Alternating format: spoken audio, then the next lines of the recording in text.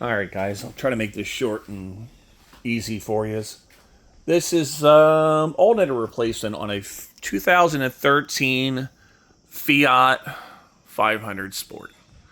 Watched too many videos where guys were saying, oh, you gotta do this, you gotta do that, you gotta do the other thing, and it wasn't working that way. You only need to disconnect the battery.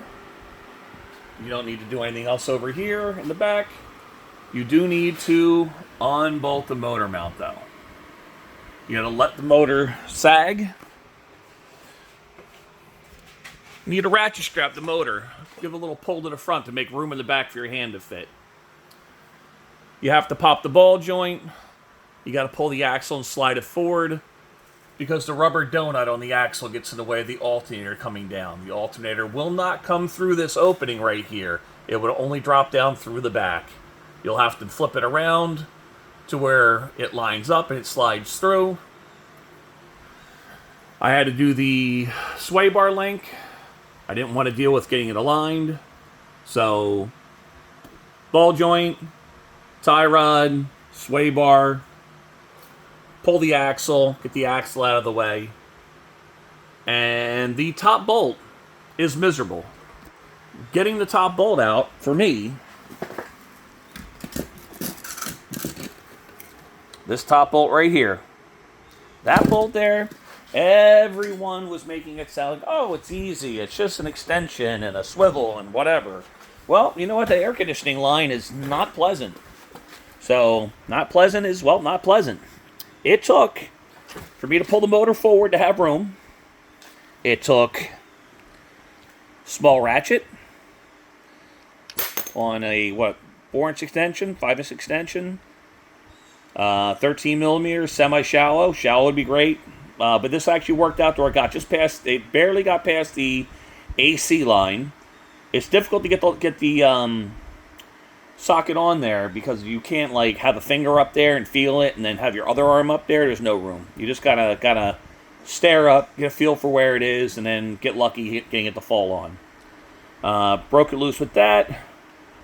Walked it out with the thumb ratchet, and then it came down.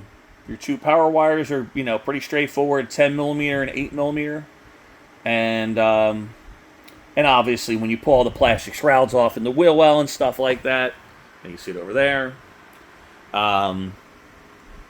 you're able to get the tensioner pulley out of the way. Not a big deal. Hopefully putting it in will be a hell of a lot easier than getting it out. Getting it out really sucked.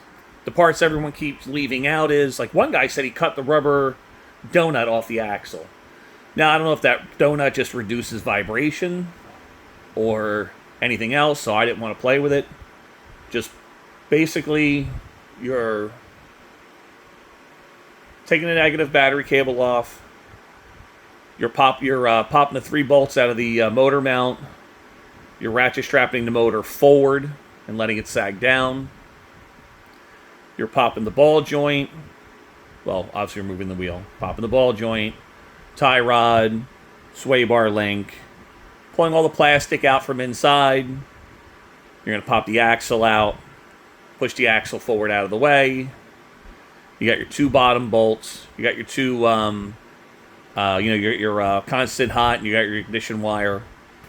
And then the top bolt is a pain in the ass without having the motor pulled forward. So you can get to the top one with that little setup there. Between those two, I got the top one out reasonably, but it took me to get to that point for it to come out reasonably. And the good part is the alternator sits on 2, kind of like dowel pins, but they're hollow. The bolt goes through the middle. Let's see, I can point it out real quick. So when you put the, see, there's one. There's one up top too. The cool thing about that is you don't have to line anything up.